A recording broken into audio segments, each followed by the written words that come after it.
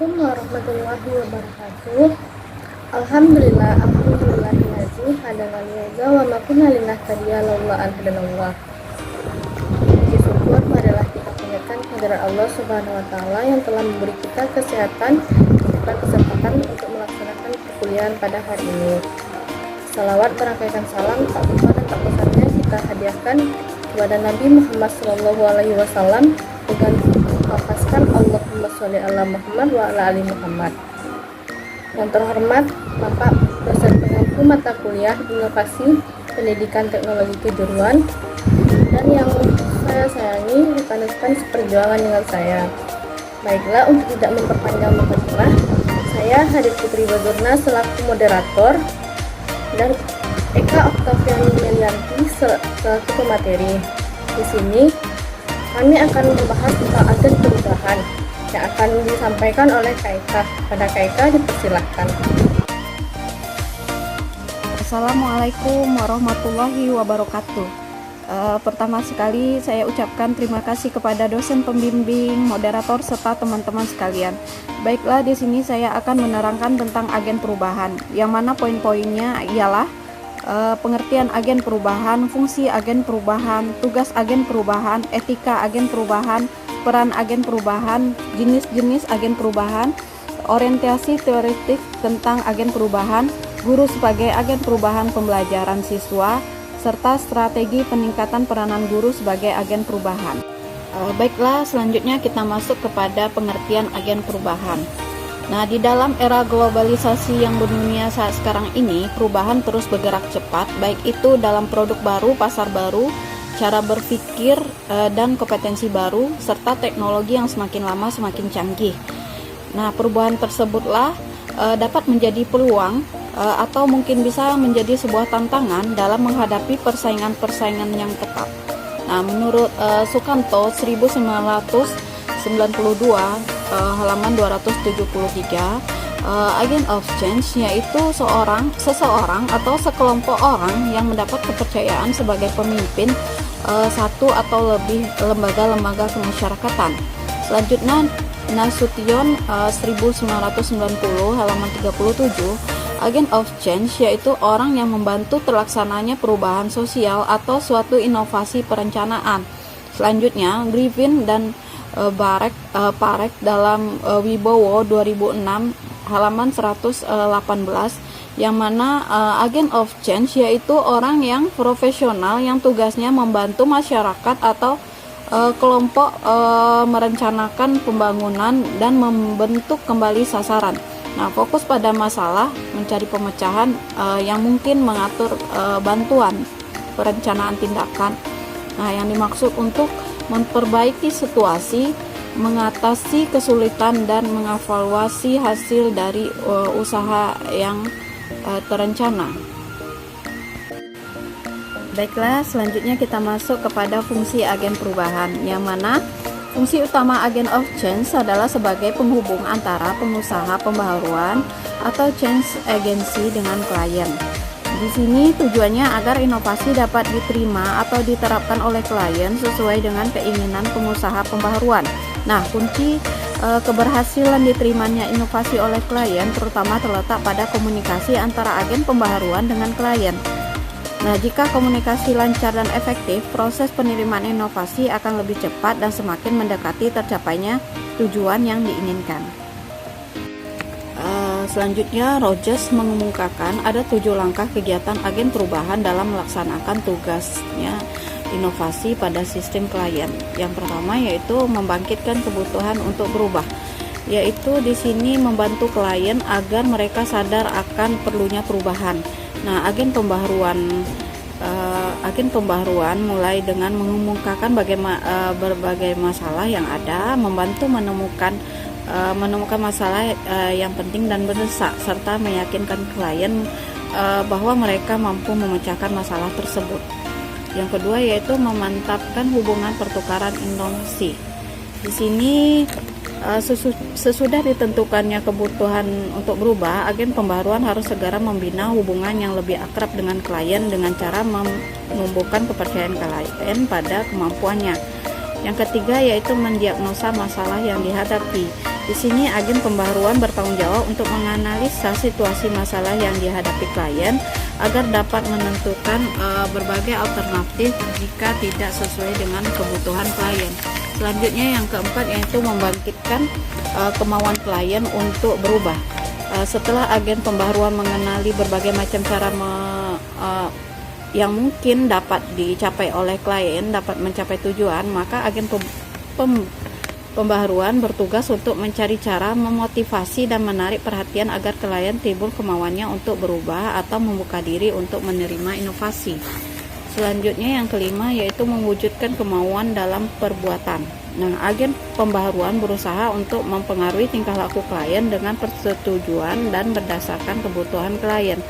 Yang keenam yaitu menjaga kestabilan penerimaan inovasi dan mencegah tidak berkelanjutannya inovasi. Di sini agen pembaharu harus menjaga kestabilan penerima inovasi dengan cara penguatan kepada klien yang telah menerapkan inovasi.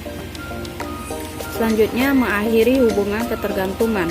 Nah, di mengakhiri hubungan ketergantungan di sini yaitu tujuan akhir tugas agen pembaharuan adalah dapat menumbuhkan kesadaran untuk berubah dan kemauan untuk berubah diri. Nah, sebagai anggota sistem sosial yang selalu mendapat tantangan kemajuan zaman, agen pembaharuan harus berusaha mengubah posisi klien dari ikatan percaya pada kemampuan agen pembaharuan menjadi bebas dan percaya kepada kemampuan diri sendiri. Baiklah, selanjutnya kita masuk pada fungsi agen perubahan, yang mana di sini ada 4 fungsi agen perubahan. Yang pertama yaitu katalis, yang artinya penghubung, yaitu penggerak suatu masyarakat untuk melakukan perubahan. Yang kedua solution giver, yang memberikan solusi, yaitu memberikan solusi dalam satu pemecahan masalah yang terjadi. Yang ketiga process helper, yang mana memberikan pertolongan sebagai tokoh yang membantu dalam proses perubahan. Yang terakhir yaitu resources linker, yaitu sumber-sumber, yaitu penghubung dengan sumber-sumber yang diperlukan untuk memecahkan masalah yang terjadi. Tugas agen perubahan. Di sini tugasnya yaitu menciptakan keinginan perubahan di dalam masyarakat. Yang kedua, menciptakan keinginan perubahan di kalangan klien lainnya. Yang ketiga, menjalin dan membina hubungan dalam rangka melakukan perubahan. Selanjutnya, mendiagnosa permasalahan yang dihadapi masyarakat, melaksanakan perubahan atau menerjemahkan keinginan perubahan menjadi suatu tindakan yang nyata. Dan yang terakhir, menjaga kestabilan perubahan. Selanjutnya kita masuk kepada etika agen perubahan. Di sini agen perubahan pertama kali harus bertanggung jawab terhadap dirinya sendiri, baru bertanggung jawab terhadap profesionalisme dan dalam pengembangan dan kompetensi. Yang ketiga, bertanggung jawab terhadap klien dan pihak-pihak lain. Yang keempat, bertanggung jawab terhadap profesi. Dan yang terakhir, bertanggung jawab terhadap lingkungan sosial. Peran agen perubahan yang pertama untuk menciptakan hubungan pertukaran informasi. Nah, seseorang agen perubahan membantu klien menjadi sadar dan akan kebutuhannya untuk melakukan perubahan terhadap sikap dan tingkah laku mereka. Yang kedua yaitu untuk menciptakan hubungan pertukaran informasi. Nah, ketika kebutuhan untuk melakukan perubahan diciptakan, seseorang agen perubahan harus mengembangkan hubungan dengan para kliennya. Nah, agen perubahan dapat meningkatkan hubungan dengan para klien dengan cara memiliki sikap yang terpercaya, kompeten, serta berempati terhadap kebutuhan dan permasalahan terhadap kliennya. Nah, yang ketiga yaitu untuk menganalisis masalah klien. Di sini agen perubahan bertanggung jawab untuk menganalisis permasalahan pada klien untuk menentukan mengapa alternatif yang ada sebelumnya tidak cocok dengan kebutuhan mereka. Nah, selanjutnya untuk menumbuhkan niat perubahan pada klien. Nah, setelah agen perubahan menyelidiki bermacam-macam kesempatan dari tindakan yang dapat mengantarkan klien mencapai tujuan mereka, agen perubahan mencari cara agar mereka tertarik dengan inovasi yang diciptakan agen perubahan tersebut. Dan yang kelima, untuk menerjemahkan niat klien ke dalam tindakan.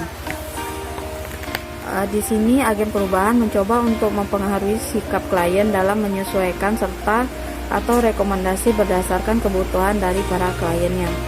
Dan yang terakhir yaitu untuk mencapai hubungan yang berulang-ulang, yaitu tujuannya akhir dari agen perubahan adalah untuk mengembangkan sikap dan memperbaharui diri dalam bagian dari klien. Selanjutnya jenis-jenis agen perubahan. Di sini ada agen perubahan internal, yang mana staf ahli dari dalam organisasi yang secara khusus dilatih untuk melakukan pengembangan organisasi. Yang kedua yaitu agen perubahan eksternal, di mana individu dari luar organisasi yang ditugaskan untuk memberikan usulan mengenai perubahan. Dan yang terakhir yaitu agen perubahan eksternal internal, yang mana memadukan orang-orang dari dalam organisasi dan dari luar organisasi. Baiklah, di sini saya akan melanjutkan presentasi dari saudari Eka tadi. Selanjutnya dari teori selanjutnya yaitu orientasi teoritik tentang agen perubahan. Di sini terdiri dari 3 teori, yaitu teori kepribadian kreatif, kebutuhan berprestasi, mentalitas modern. Teori kepribadian kreatif terdiri dari 3 asumsi, yaitu faktor kunci perubahan. Kepribadian kreatif atau inovatif menjunjung tinggi pengetahuan, otonomi, humanis, dan nurani. Sedangkan teori kebutuhan berprestasi diasumsikan ada 3, yaitu faktor utama adanya dorongan dari dalam individu, sikap mental ingin selalu berkarya, mentalitas harus ditanamkan sejak masa kanak-kanak. Teori yang ketiga yaitu mentalitas modern diasumsikan cinta pada perkembangan iptek, selalu menjalin kontak dengan yang lain, mentalitas kompetitif dan inovatif, orientasi hidup ke masa depan, dan menghargai martabat orang lain. Berdasarkan ketiga teori tersebut dapat disimpulkan bahwa yang menjadi agen perubahan atau agen of change dalam proses kehidupan adalah para individu yang mempunyai kualitas jiwa, pikiran atau mentalitas positif dalam proses-proses sosialnya. Guru sebagai agen perubahan pembelajaran siswa. Dalam Undang-Undang Nomor 20 Tahun 2003 tentang Sisdiknas dan Undang-Undang Nomor 14 Tahun 2006 tentang guru dan dosen bahwa kedudukan, peran, dan fungsi guru sangat sentral dalam membangun kualitas pendidikan nasional. Di sini terdapat 4 kompetensi, yaitu kompetensi pedagogik, kepribadian, kompetensi sosial, dan kompetensi profesional.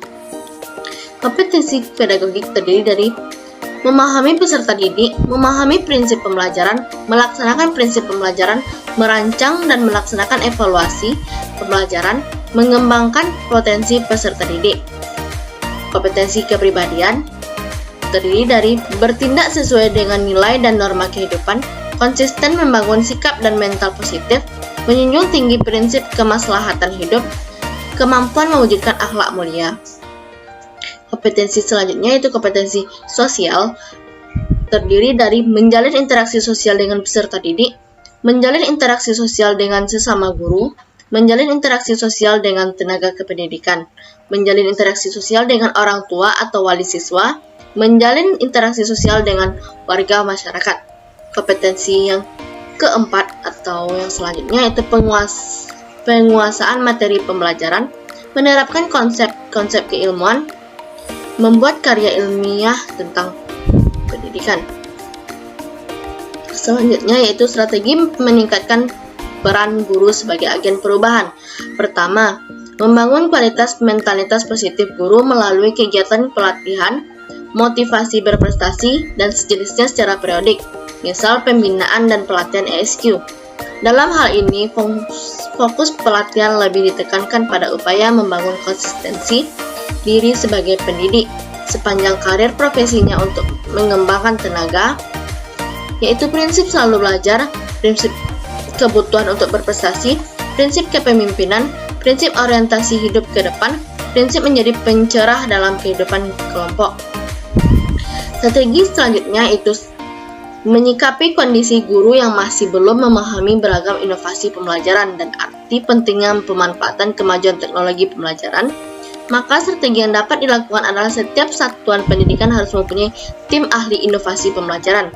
Beberapa aktivitas yang dapat dilakukan oleh tim ahli inovasi pembelajaran dalam meningkatkan kualitas guru adalah melaksanakan diskusi kolegial tentang pengembangan penguasaan konsep-konsep keilmuan dan pengembangan teknologi terkini, melakukan penyusunan soal-soal sesuai dengan standar kompetensi kelulusan BNSP, melakukan penyusunan bahan ajar atau modul, dan melakukan pelatihan menggunakan multimedia berbasis IP.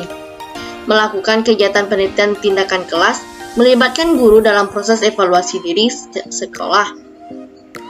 Memberikan masukan atau diskusi kolegial tentang penerapan metode pembelajaran dan menegakkan pilar-pilar pembelajaran.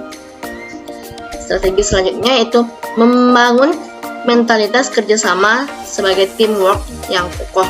Semua guru pada satuan pendidikan dalam proses layanan kependidikan harus menyatukan bagaikan satu bangunan kokoh atau kesatuan sistem.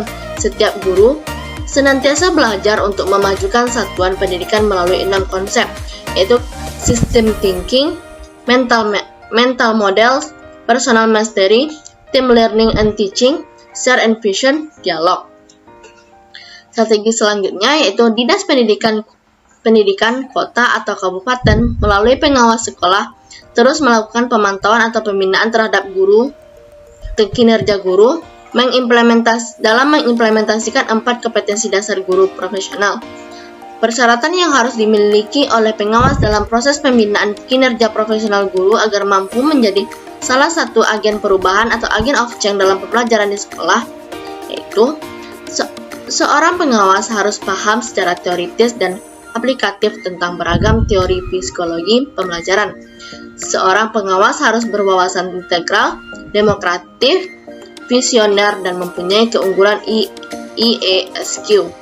Seorang pengawas harus punya kemampuan multi, baik menyangkut disiplin, keilmuan tertentu, manajerial, komunikator, motivator, dan humanis. Seorang pengawas harus menguasai secara konseptual dan aplikatif tentang riset pendidikan dengan beragam strategi atau pendekatan riset. Strategi selanjutnya yang kelima yaitu dalam rangka memudahkan aktivitas guru untuk mewujudkan beragam kompetensi profesinya, maka pemerintah dan warga masyarakat harus tetap punya komitmen dalam penyediaan sarana dan prasarana pembelajaran. Sarana prasarana pembelajaran dengan baik, karena ketersediaan sarana prasarana pembelajaran secara baik akan mampu meningkatkan kualitas proses pembelajaran siswa di sekolah.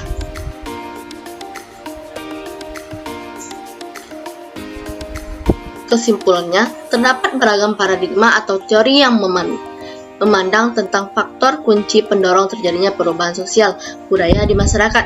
Keberagaman paradigma atau teori tersebut disebabkan oleh keberagaman orientasi filosofi dalam memahami hakikat sesuatu. Ketika guru mampu meningkatkan kualitas kompetensi pedagogik, kepribadian sosial dan profesionalnya secara maksimal, diasumsikan guru tersebut mampu menjadi salah satu agen perubahan pembelajaran siswa di kelas dengan baik.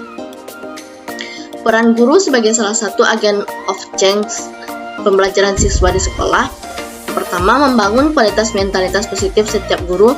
Melalui tim inovasi pembelajaran di setiap satuan pendidikan, guru dilibatkan secara aktif, kreatif dalam mengembangkan kemampuan profesionalnya, membangun kerjasama sebagai teamwork dalam memajukan satuan pendidikan melalui 6 konsep. Pengawas sekolah melakukan pembinaan secara intens dan sistematis tentang pengembangan kualitas profesional guru, meningkatkan kualitas sarana prasarana pembelajaran di sekolah, dan meningkatkan kesejahteraan guru. Itulah presentasi dari kelompok kami. Jika ada kesalahan mohon maaf. Saya sudahi dengan Assalamualaikum warahmatullahi wabarakatuh.